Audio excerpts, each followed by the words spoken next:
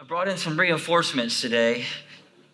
I knew I'd need some help with the rain and I'm excited to finish up our series, Roses and Thorns, and it's been really, really exciting. And we're going to finish up this series and take communion together in a way that we've never done it before, which is exciting. So we'll serve you communion, and you'll come down front and just kind of recap this series, not in its entirety, but we've looked at a lot of different things in this series. Week 1, we looked really at deepening marriage and really some incredible principles on marriage. And week 2, we talked about conflict, right? Every relationship, like iron sharpens iron, there's going to be sparks. And so every healthy relationship is going to have conflict. There's going to be a measure of conflict. And last week we looked at the art of attraction. And so we're staying really in the Song of Solomon, this incredible book, Song of Songs, a couple thousand years old, but there's a lot of truth in it. The whole book is kind of a story about a guy and a girl that meet each other, and they date, and they get engaged, and then they get married, and so it's a really, really incredible book. And so today we're going to end this series talking about family origin. Anybody ever talked about family origin? You ever looked at your history? I think you got to look at your history to know your destiny, right? You got to look at where you came from to find out where you're going. And Solomon, believe it or not, Song of Songs, this which is a very poetic book, it captures the family origin of this man and this woman. It captures their history, where they came from. And chapter 1 they're basically right before their wedding night. So they're in chapter 1 and 2, they're dating, and it seems like they're just kind of going back and forth and just, talking to each other, kind of like love, like they're saying a lot of interesting things to one another. But I want to read what Solomon says to the Shulamite woman, to her, in chapter 1, verse 15. So this conversation between him and her, and he's saying, "You're beautiful. Look how beautiful you are, my darling. Oh, how beautiful you are. Your eyes are like doves." And then she speaks about him in Solomon chapter 2 and says, "Listen, my beloved, look, here he comes, leaping across the mountains, bounding over the hills. My beloved is like a gazelle or a young stag." Yeah. Look, there he stands behind our wall, gazing through the windows. He's peering through the lattice. Whew. Yep. Breaking the rules. Breaking all the rules. But you see how they talk to each other. They're speaking about their origin. He's comparing her to this peaceful, gentle bird, and then that's all full of grace, and she is admiring his wild adventure. She compares him to this wild animal that's in pursuit. He can't be tamed. He is just breaking all the rules. He's peering through the windows. And it reminds me of when I first met Nathan. He was this bad boy turned good. Yeah, he was. Talk about it. Talk about it. He was this long-haired surfer dude that, hasn't man, changed, right? Whew, he was like nothing I'd ever seen or known before. He was this wild adventure that I just had to get to know. And so it was the origin of that wild adventure that drew me to him even from the beginning. Yeah, and I think every guy has that. That's right. Not every guy. Not every guy, but I want us to look deeper to this because it's poetic and it's an incredible book, Song of Songs, but he's speaking to the first man and the first woman. This is a reflection of where Adam was born and where Eve was born. And they come off as just like compliments, and some of them are a little awkward, honestly, a gazelle, a dove, but you have to look at where Adam was created and formed and where Eve was created and formed. And so Solomon, if you're taking notes, he's admiring her beauty and gentleness. And then she's drawn to his wildness and adventure. And so you could take those two attributes, and those are two things that I believe every man and every woman is born with. Deep down, and it comes from the first Adam and the first Eve. Yeah, and I love a good origination story. I love to find a couple that has been married for years and years and ask them to tell me about when they first met. I love to learn about how the superhero got their superpowers. Like Peter Parker was just this ordinary kid, and he went on a field trip one day and got bit by a spider and became Spider-Man. I love a good rags to riches story and seeing how people have come from one place and they've defied all the odds and overcome the obstacles to do something great with their lives. And each of us here today have an origin story of our own. And I think oftentimes we overlook and undervalue our own origin story. And if you've been raised in church, you know your origin actually comes from the very beginning in the Bible. In Genesis, it talks about our origin story, that we all share the same origin story in this room today, and where it all began in Genesis with Adam and Eve. And so we're going to look at that a little closer today, and we're going to start with the story of Adam and how he came to be. Yeah, let's talk about it. This is something I missed in Bible, in Sunday school, to be honest with you. And so I want to read where Adam was formed, and then we're going to look at where Eve was formed. So Genesis 2, this is the account of heaven and earth and how they were created. It says, God made the earth and the heavens, but listen to the environment. There was no shrub that had appeared on the earth yet. No plants had sprung up, for God had not sent rain on the earth. So there was nobody to work the ground.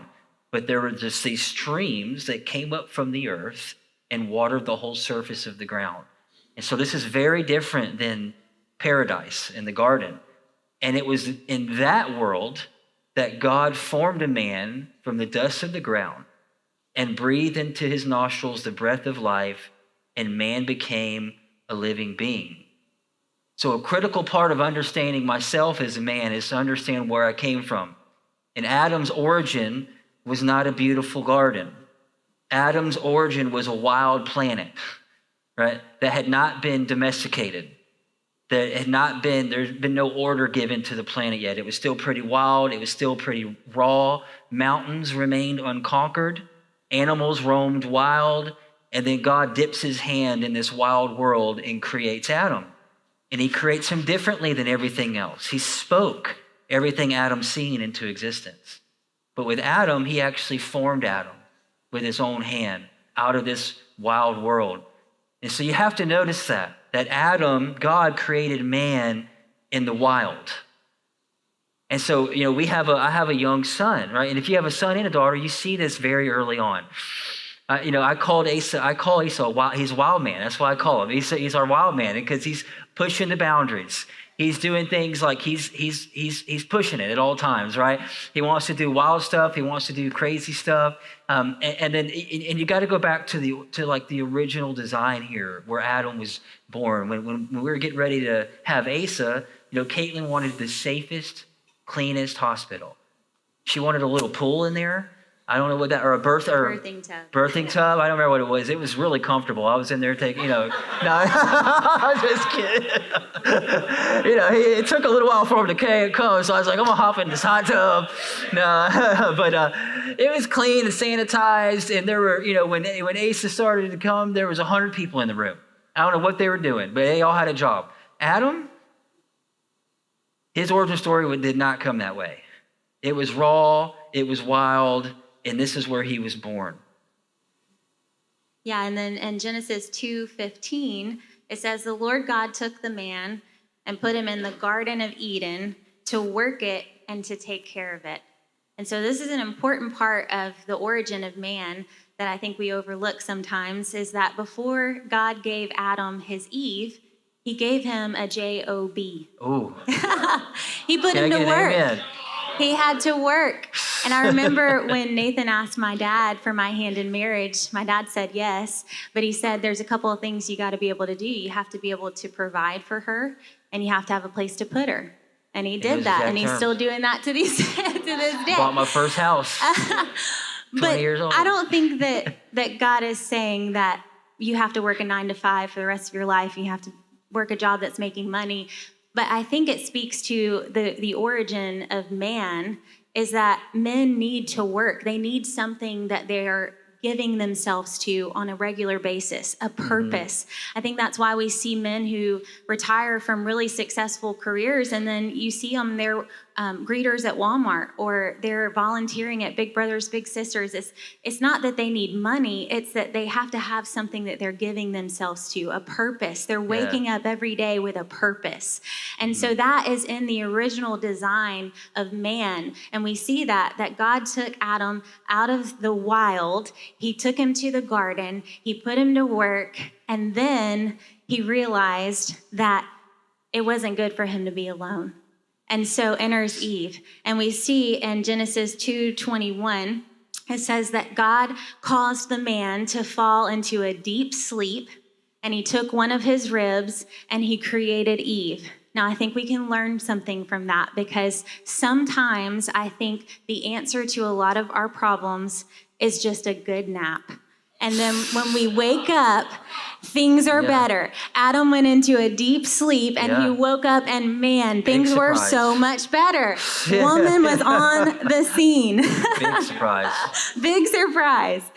But Adam was working and he was naming the animals and he was doing what God had designed him to do. But God saw that it wasn't good for him to be alone. And he made a helper that was perfect for Adam.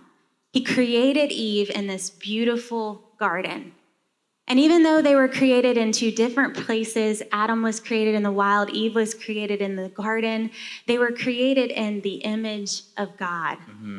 And the reflection of who God is was put inside of each man and each woman. And it's still the same today.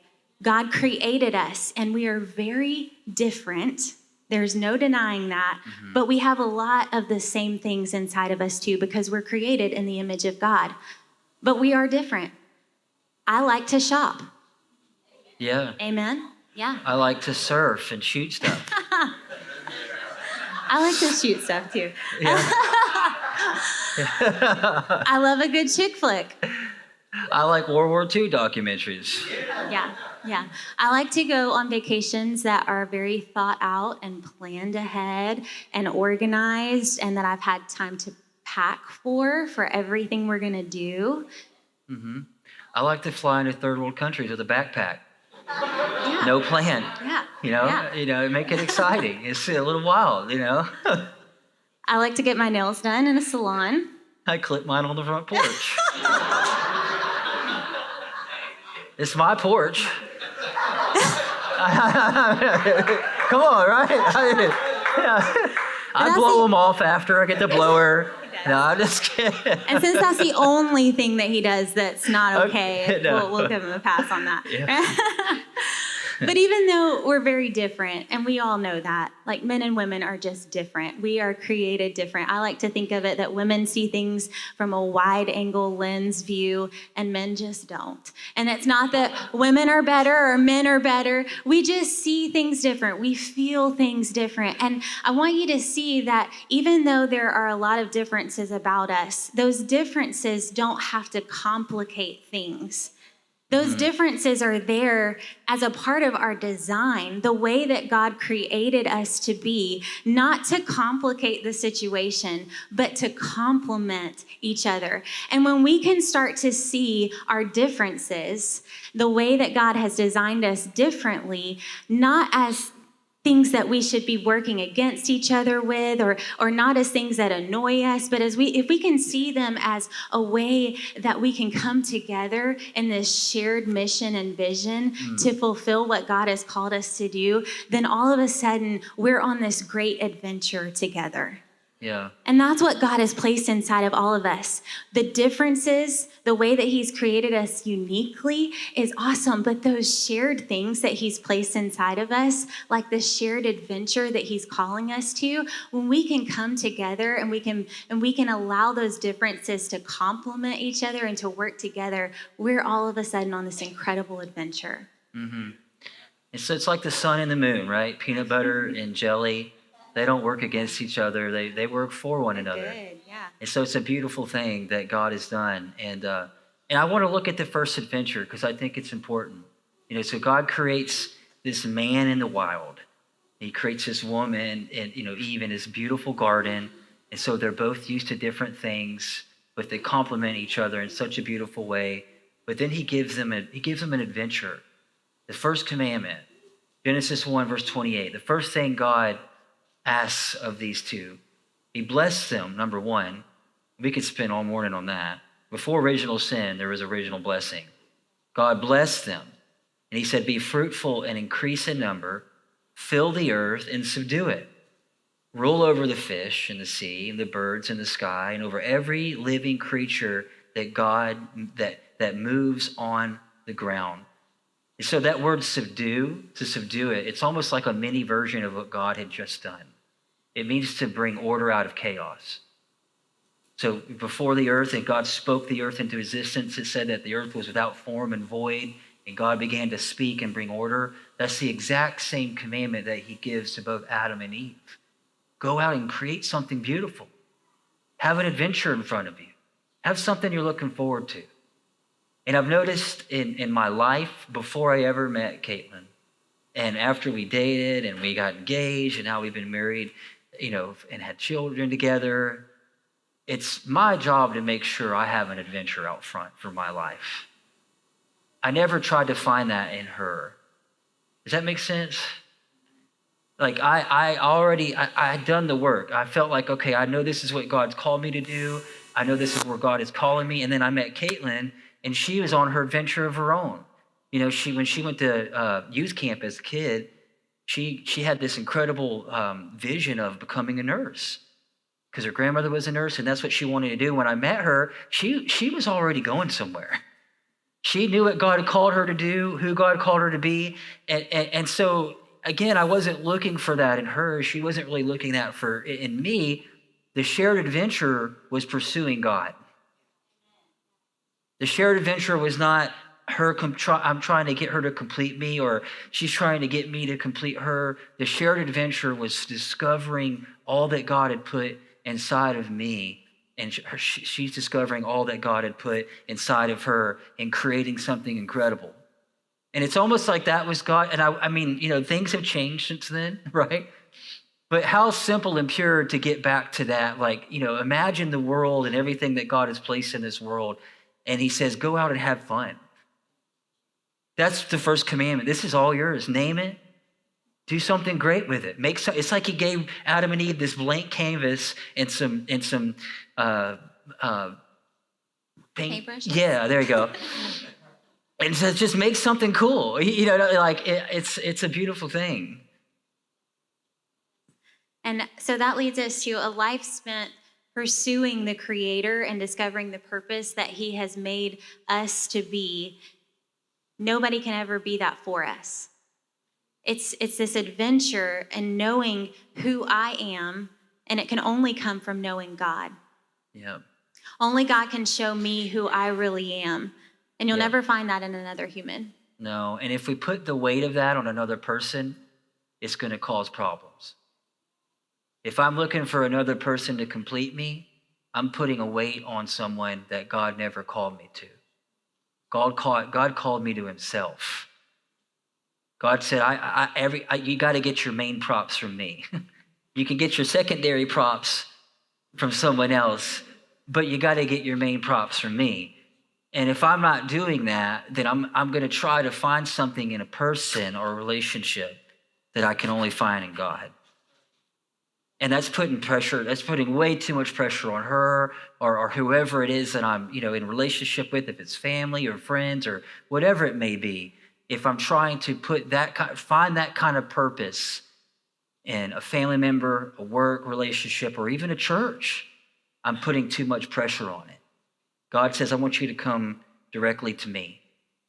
And I believe that every person, you have an adventure. God has something specific for you to do while you're here. I believe that with all my heart. You're not just roaming around. It's not just say, Sarah, Sarah, what will be, will be. God designed you uniquely down to every single part of you, what you're good at, what you're not good at, because your design reveals your destiny. And God has good works planned for you. And that wasn't just the original Adam and Eve when he said, go out and be fruitful, multiply, have fun. He had an adventure for them. He has an adventure for every single person that's ever been born. Ephesians 2, verse 10 says this, that we're God's handiwork, created in Christ Jesus to do good works. But I want you to catch this, that God prepared in advance for us to do. That's, to me, an amazing promise. That I'm walking forward, I'm moving forward in time, but God is moving backwards towards me. Like if you could go to your future and roll 10 years ahead or 5 years ahead, guess who's there? God. And he's preparing these works and these things that just like he did for Adam and Eve, and he prepared this world and put them in this garden and gave them this incredible job with purpose and life. He does the same thing with us. He does the same thing with us. We're working forward and he's working backwards. I do. That's good. Oh, thank you. I got off script. You did. It's okay.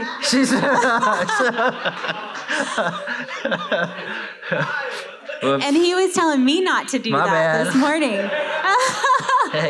Hey, let me cook, all right? I'm cooking up here. Good. I like what you're serving up. Keep it coming. I'm just like, yeah, this is good. Oh, man. No, it's good. But we're heading to communion. And that's where we want to get at today is communion. Because communion reminds us that only God can complete us, right? Yeah. I love Nathan with all my heart. He is the peanut butter to my jelly. He is everything to me. I know you do. You don't love him like I do, though. But I, at the end of the day, I know that it's not Nathan that completes me. Yeah. I know that it's not Nathan that gives me purpose. It's not Nathan that defines who I am. At the end of the day, that can only come from God.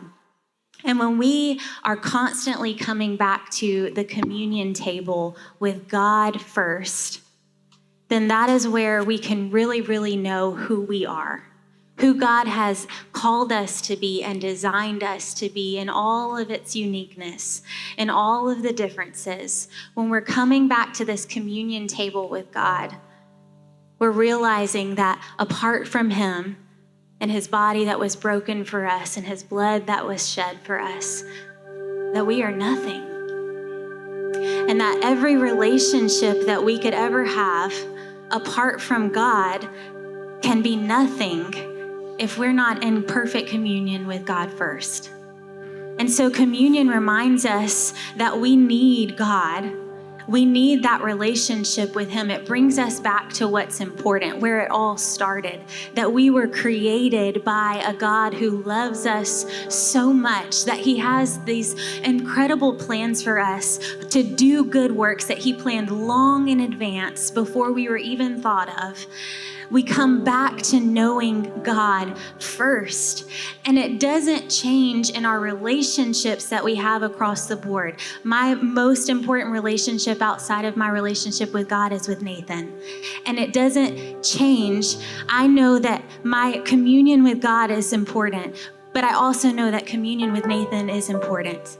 And so communion is this example, this reminder of what's important. It's coming back to the table over and over and over, regardless of what you're bringing to the table, because sometimes we bring stuff to the table that isn't pretty. Sometimes we bring hurts to the table. Sometimes we come to the table and we're tired and we're weary and we're lonely and we're hurt and broken. Sometimes we come to the table and we're all together and it's great. But I want you to see that no matter where you are, you got to keep coming back to the table. Yeah. Communion is at the center of it all.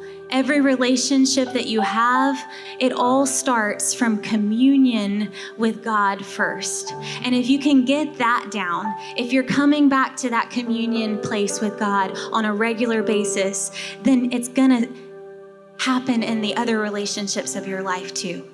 Yeah. But that's where it all starts. Yeah, and then as the ushers go ahead and come up, we're gonna serve you communion today, and so you'll come out row by row and come down, and we'll serve you the elements, the bread, and we don't use wine here. We use grape juice. I voted wine; they voted me down. But I'm just kidding. No, I'm kidding. But we're gonna serve you communion, and if you want to stay up front here and pray, you can do that. Feel free to do whatever you're led to do. But I want you to think about this. The communion table is the place where miracles happen. I want you to think about that. Salvation is a miracle. Everything we receive from God is a miracle. Everything. I love how Albert Einstein put it. Either everything is a miracle or nothing is a miracle. And when we come to the table, it's at the communion table where miracles take place. And we all love miracles and we want miracles, but we don't want to be in a position where we need one. And I want you to think about your life and anywhere where something just seems impossible. And it's at the communion table where God makes a way. It's at the communion table where we get back to the basics and we realize that if God is for us, who can be against us? Healing happens at the communion table. And this is a special, powerful moment. And this is a verse that just came to my mind this week, that nothing will be impossible with God. And as you're taking communion, I want you to think about that. I want you to think about the things in your life that seem impossible. And they may be in our own strength. But when we come to the communion table, we are tapping into a strength that is not ours. We're going back to the original creator. We're going back to God and saying, Lord, there's some things in my life right now that seem impossible, but I know with you. There's some relationships in my life that seem impossible, but I know with you. There's some things in my life that feel like mountains in front of me. But with you, all things are possible.